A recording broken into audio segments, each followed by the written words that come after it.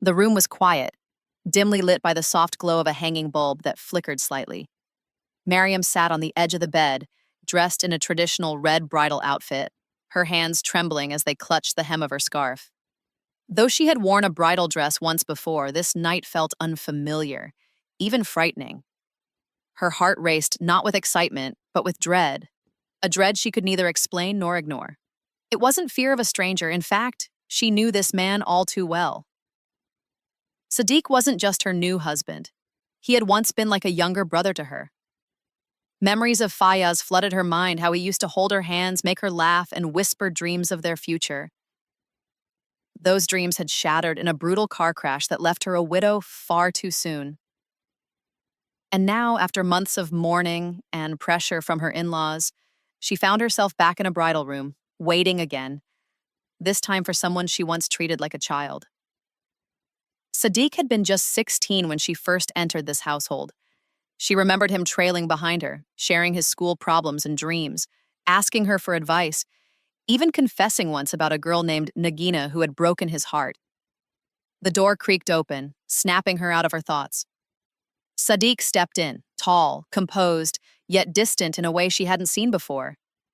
He didn't bring flowers or a gift. Instead, he held something bizarre, 3 raw eggs. Mariam stared, confused and silent, as he calmly approached the bed and began to crack and drink, each egg one by one. The pungent smell made her nauseous, but it was the act itself that unsettled her the most. What is this?" she finally asked, her voice barely above a whisper. He gave no clear explanation, just a faint, cryptic smile. "You'll find out soon," he replied. A cold chill swept through her. She could feel her body go stiff with unease. Everything about the moment felt wrong. Sadiq sat beside her in silence. Then, without warning, he reached for the light switch and turned off the bulb, plunging the room into darkness. Miriam gasped. "Please, don't turn off the light," she said, fear leaking into her voice. He didn't answer. Instead, he lit a small clay lamp, its flickering flame casting eerie shadows around the room. Then he leaned in and whispered, "This is enough." His breath brushed her skin. She flinched. That single moment, in that dim, flickering light, made her feel completely alone with a man who no longer felt familiar. She sensed something dark hidden behind his calm exterior. As he leaned closer, Miriam's entire body stiffened. This was no ordinary wedding night. Something inside her whispered that what was about to unfold would scar her in ways she couldn't yet imagine. The soft glow of the clay lamp danced on the walls as Miriam tried to make sense of what was happening. Her pulse thundered in her ears, louder than the silence between them. She sat motionless, her eyes fixed on the faint flame, while Sadiq, without saying another word, remained seated beside her. Minutes passed like hours. Then, in a slow and methodical rhythm, he leaned in closer, not with affection, but with a strange, unreadable intensity. What followed was nothing short of a nightmare. For 3 long hours, Sadiq performed acts that Miriam could never have imagined. It wasn't intimacy. It was a ritual, a disturbing pattern of behavior, movements that felt deliberate, like steps in some unseen ceremony. She didn't scream. She couldn't. Her body froze, her voice caught in her throat, and her soul drifted away, numb with shock. When it was over, she lay still, wrapped in pain and confusion. Her mind refused to accept what had just happened. There were no marks on her skin, yet every inch of her body ached. She wanted to believe this was a one-time occurrence, the confused expression of a young man trying to navigate an impossible marriage. So, she said nothing. The next day dragged painfully. Sadiq left the house early and did not return until after sunset. Miriam spent the entire day alone, her thoughts circling endlessly. She didn't eat, barely moved, and avoided all eye contact with her in-laws. That night, just as she hoped for peace, Sadiq walked into the room again, holding the same 3 raw eggs in his hand. Miriam's heart sank. The moment their eyes met, he smiled. Not out of joy, but as if acknowledging her fear. She backed away slowly, whispering, "Please, not again." He placed the eggs on the table and walked closer.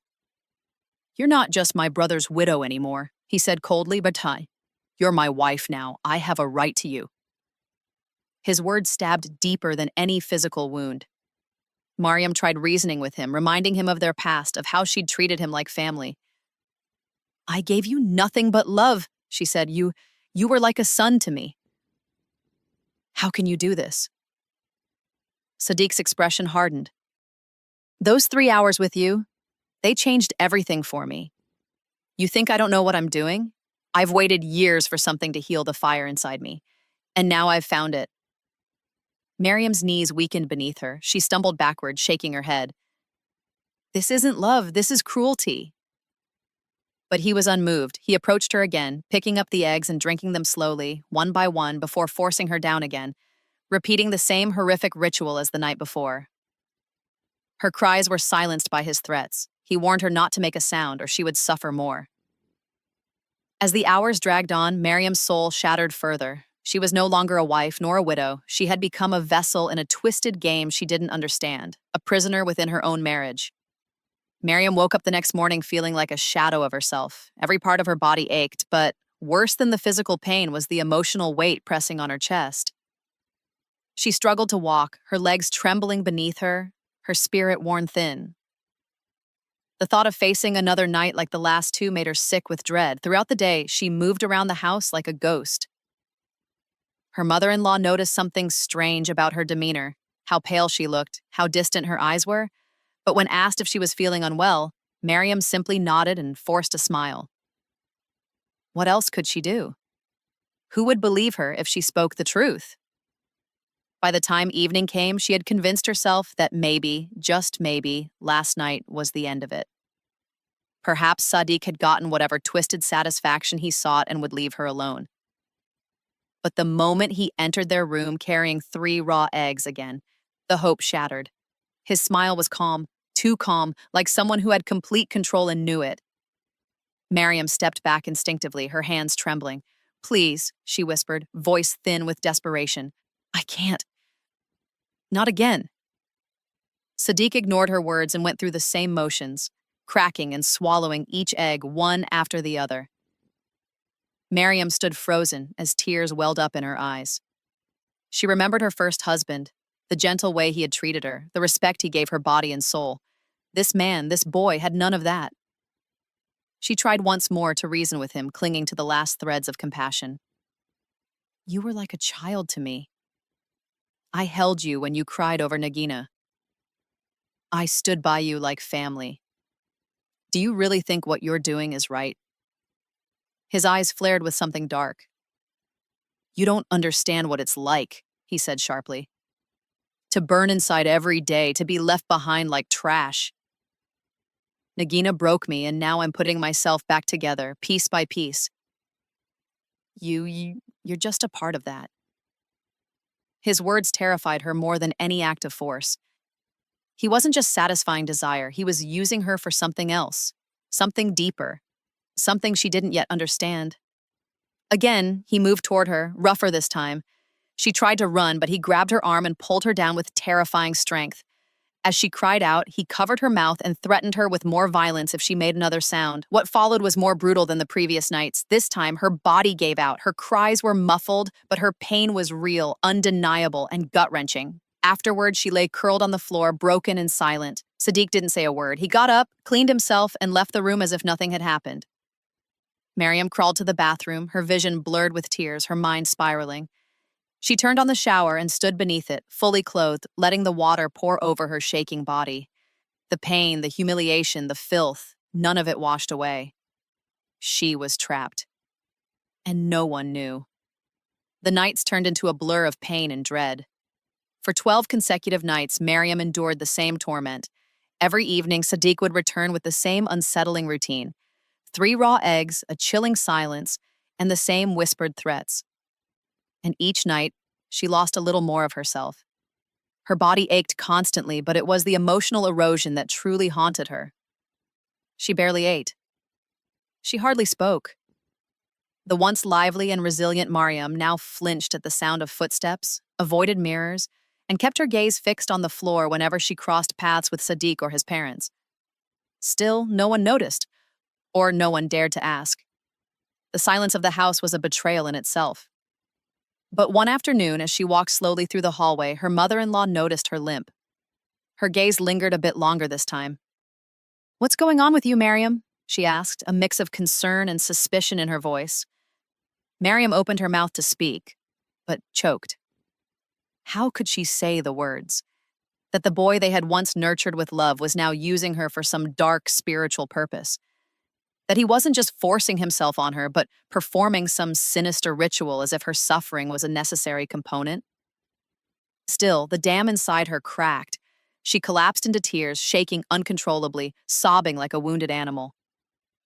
Her mother-in-law was startled. "What's wrong? Tell me, child, what is it?" Miriam tried. Through broken, trembling words, she explained it all. How Sadiq drank raw eggs, turned off the lights, lit a single candle, and subjected her to a cruel and inexplicable torment. She explained the stabbing pain that overtook her during these acts, as if her body was being pierced from the inside.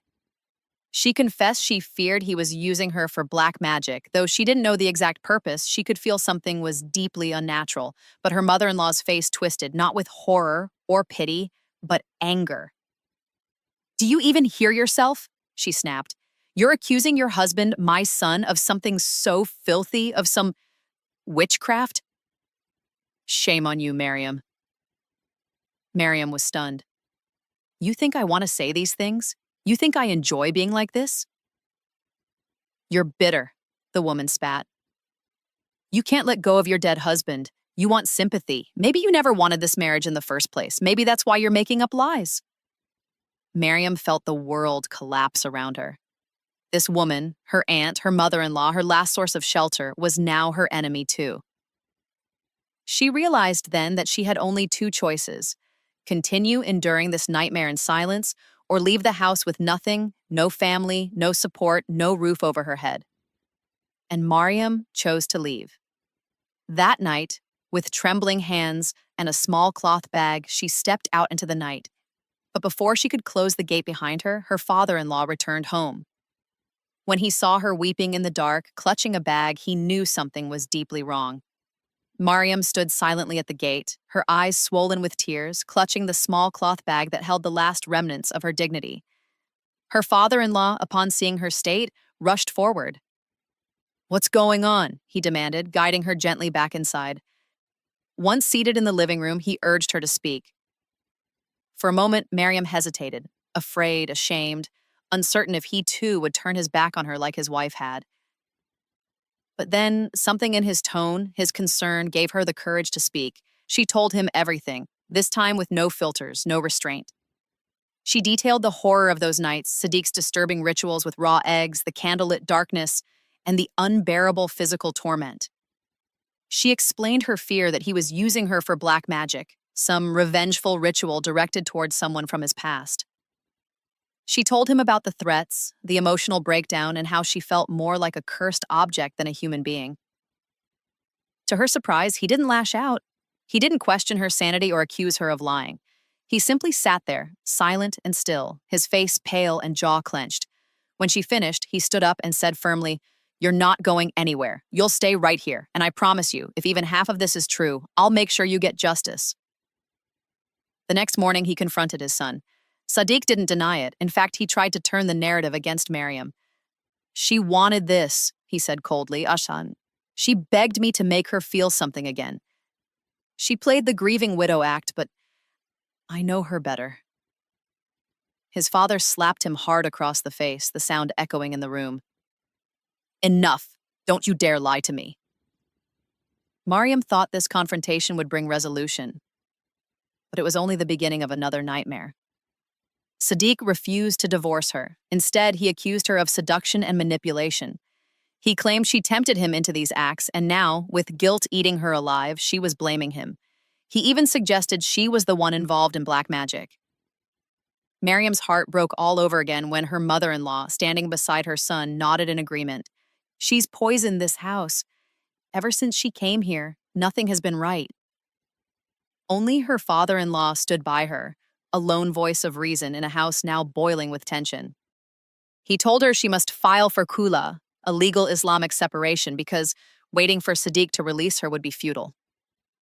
Miriam nodded quietly. She had lost too much already. Her first love, her body, her trust, but not her will. They approached the court and began proceedings. In the meantime, Mariam continued to live in the same house, but now in a separate room, completely isolated. Sadiq would glare at her during meals. Sometimes he would smile eerily. Other times he would whisper threats when no one was watching. But Mariam had made her decision. There was no turning back now. She would not let fear dictate her life again. The days that followed were painfully slow for Mariam. Though she had moved into a separate room, the suffocating tension inside the house made each minute unbearable. The court date was still weeks away, and until then, she had no choice but to endure the same roof as Sadiq. Her father-in-law remained her only source of comfort, checking in on her quietly, encouraging her to be patient.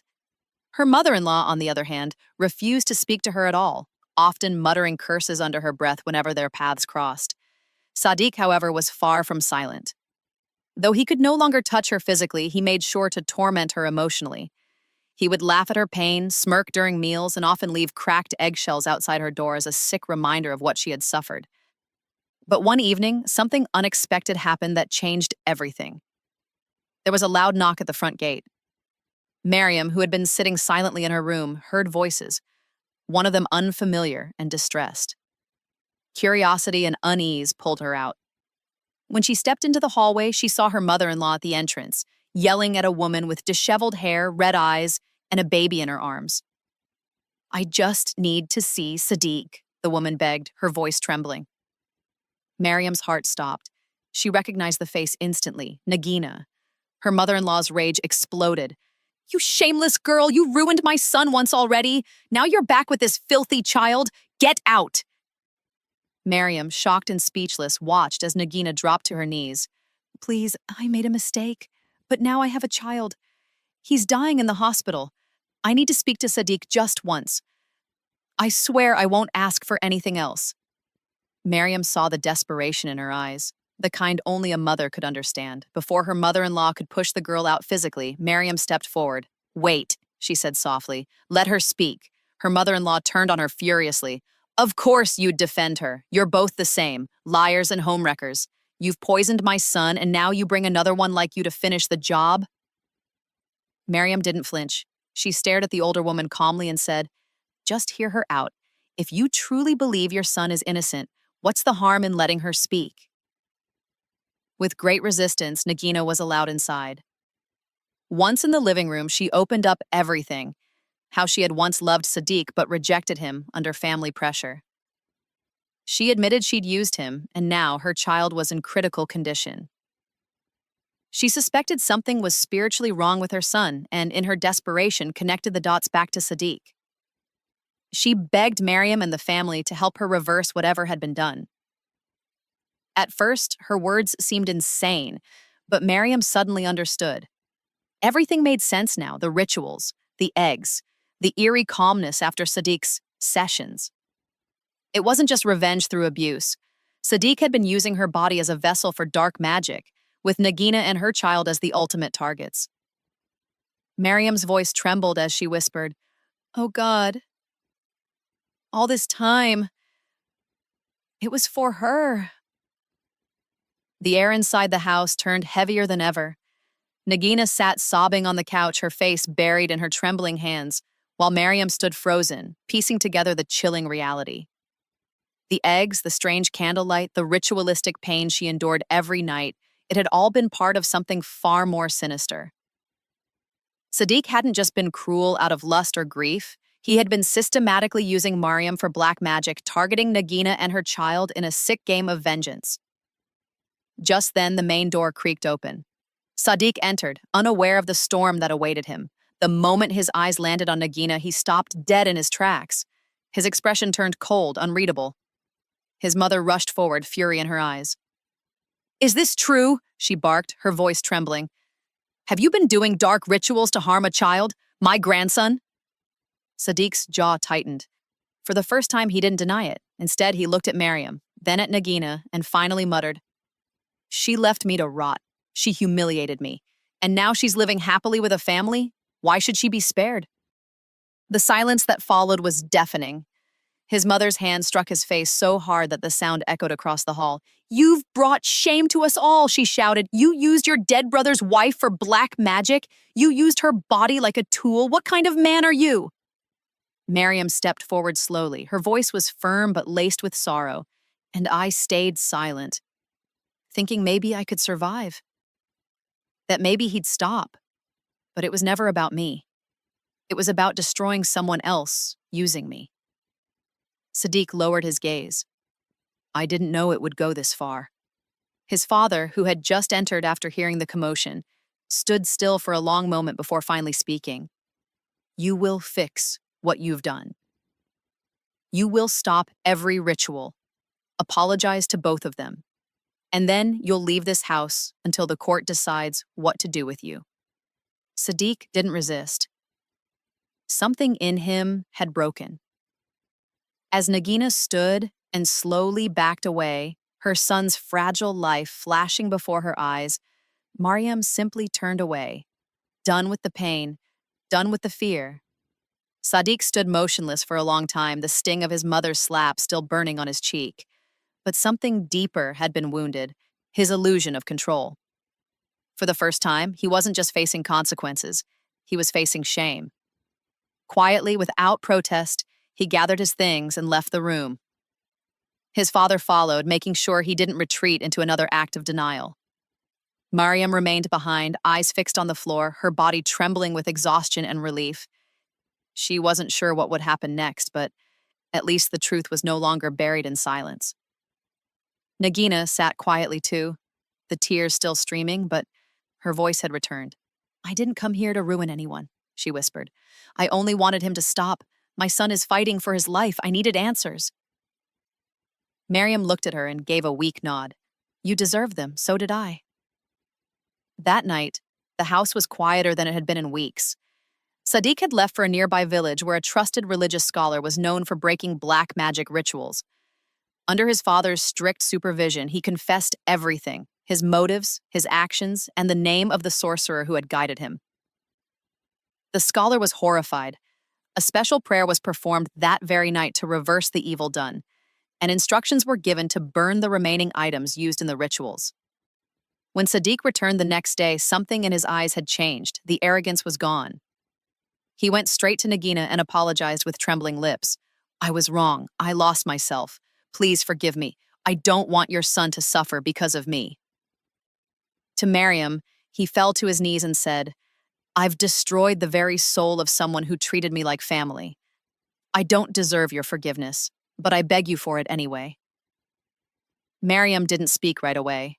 She simply stared at the man she once saw as her husband's innocent younger brother, now broken by the weight of his own darkness. Mariam sat quietly, her thoughts tangled between pain and pity. The man kneeling before her was no longer the predator who had tormented her night after night. He looked like a wounded soul, remorseful, desperate for redemption. Still, her heart carried scars not easily erased. The silence lingered until Mariam finally spoke, her voice soft but firm. You didn't just hurt me, Sadiq. You used me. Not as a partner, but as a weapon in your war of vengeance. That's something only God can fully forgive. But if your remorse is real, then prove it by changing. Don't ask for my forgiveness with words. Earn it with your actions. Sadiq nodded, unable to meet her eyes. From that day forward, a slow shift began in the household. Mariam no longer slept in fear. The door that had once been a prison was now closed by choice, not force. Sadiq kept his distance, spending his days at the mosque, seeking counsel and prayer. He stayed away from dark company, stopped visiting the sorcerer, and made frequent donations to children's hospitals, especially the one where Nagina's son was being treated. Weeks passed. Nagina's child began to recover slowly, and Mariam's body began to heal from the trauma. But the emotional wounds remained. What helped her most wasn't time. It was seeing the visible change in Sadiq. He was no longer the brooding man who drank raw eggs and whispered spells under a flickering lamp. He was someone who wept during prayer and spoke little but listened deeply. One evening, Mariam found herself watching him from the courtyard. He was feeding a stray cat, whispering something kind to it. The man who had once only brought her pain was now trying to bring comfort to the smallest of creatures. She turned away before he noticed her, unsure of what she felt, confusion, perhaps even compassion, but not fear. She still hadn't withdrawn the divorce request, but now, for the first time, she began to wonder if healing meant staying, or simply moving forward with peace in her heart. It was a quiet Friday afternoon when the family gathered in the small living room. The atmosphere was still, as if even the walls were waiting to see what Miriam would decide. Her father-in-law, who had been her strongest support, looked at her with hopeful eyes. Her mother-in-law sat silently, her face pale with guilt that still lingered from the day she had refused to believe her. And Sadiq, standing near the doorway, held a folded prayer mat in his hands, eyes lowered, not out of fear, but humility. Mariam took a deep breath and stood. Her heart no longer raced in terror, but beat with a kind of strange calm. She glanced at Sadiq, then spoke clearly. "I never thought I would see the day where I could look you in the eye without remembering what you did to me," she said. "But here I am, not because I forgot, and not because it didn't hurt, but because I saw you try to change." She turned to her in-laws. "I don't know what the future holds. Maybe Sadiq will stumble again. Maybe I will never love him the way I loved his brother, but I want to give this new version of him a chance, not for his sake, but for mine. I don't want to live in bitterness." Then she walked over to the drawer where the divorce papers sat untouched for days. Slowly, she tore them in half, then again and again, until they were nothing but shreds. Sadiq's breath caught in his throat. He stepped forward, barely whispering, "Does that mean you forgive me?" Miriam nodded slightly. "It means you've been given a second chance. Don't waste it." 6 months later, their life together looked nothing like the past. The trauma didn't vanish, but it faded. Sadiq treated her with gentleness, often overcompensating in love and respect. Mariam still visited Nagina and her child, and both women formed a quiet bond of survival and truth. In a world full of betrayal, pain, and darkness, sometimes light doesn't come from escape. It comes from someone finally choosing to change.